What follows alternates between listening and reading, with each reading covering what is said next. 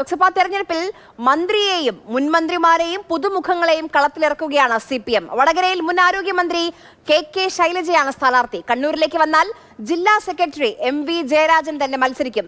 ആലത്തൂരിൽ ദേവസ്വം മന്ത്രി കെ രാധാകൃഷ്ണനാണ് ഇടതുപക്ഷത്തിന്റെ സ്ഥാനാർത്ഥി. പത്തനംതിട്ടയിലും കോഴിക്കോടും ചാലക്കുടിയിലും മുൻ മന്ത്രിമാരെയാണ് കളത്തിലിറക്കിയിരിക്കുന്നത്. ഒരു മന്ത്രി, 4 മുൻ മന്ത്രിമാർ, 3 ജില്ലാ സെക്രട്ടറിമാർ, അങ്ങനെ ഏറ്റവും പ്രധാനപ്പെട്ട സംസ്ഥാനത്തെ നേതാക്കളെയാണ് ലോക്സഭാ തെരഞ്ഞെടുപ്പിൽ CPM കളത്തിലിറക്കിയിരിക്കുന്നത്. വിശദമായി പരിശോധിക്കുകയാണെങ്കിൽ ആറ്റിങ്ങലിൽ CPMന്റെ ജില്ലാ സെക്രട്ടറി ആയിട്ടുള്ള വി ജോയിയാണ് മത്സരത്തിന് ഇറങ്ങുന്നത്.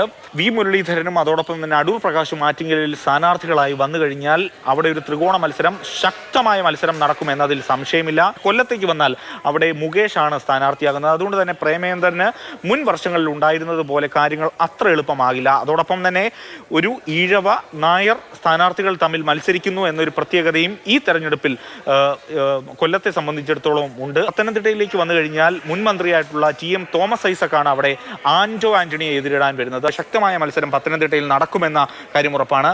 ആലപ്പുഴയിലേക്ക് വന്നു കഴിഞ്ഞാൽ അവിടെ സിറ്റിംഗ് MP ആയിട്ടുള്ള AM ആരിഫിന് ഒരു അവസരം കൂടി CPM നൽകുകയാണ്. ആ മണ്ഡലം നിലനിർത്തുക എന്ന് തന്നെയാണ് CPM അതിലൂടെ ലക്ഷ്യമിടുന്നത്. അതോടൊപ്പം ഇടുക്കിയിലേക്ക് വന്നു കഴിഞ്ഞാൽ ജോയ്സ് ജോർജ് അവിടെ സ്ഥാനാർത്ഥിയാകുന്നു. എതിർഭാഗത്ത് ഡീൻ കുര്യാക്കോസ് തന്നെയായിരിക്കും കോൺഗ്രസിന് വേണ്ടി ഇറങ്ങുക.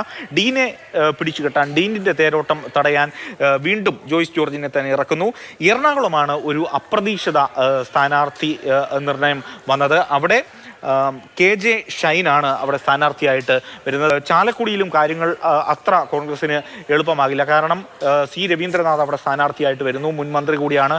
വലിയ പ്രതിച്ഛായയും അതോടൊപ്പം തന്നെ നേതൃപാഠവും ഒക്കെ ഉള്ള ആളാണ്. പാലക്കാട് പോളിറ്റ് ബ്യൂറോ അംഗമായിട്ടുള്ള A വിജയരാഘവൻ മത്സരത്തിലേക്ക് വരുമ്പോൾ പാലക്കാട് VK ശ്രീകണ്ഠൻ ഏകദേശം സീറ്റ് അവിടെ ഉറപ്പിച്ചു കഴിഞ്ഞു. സിറ്റിംഗ് MP ആണ്.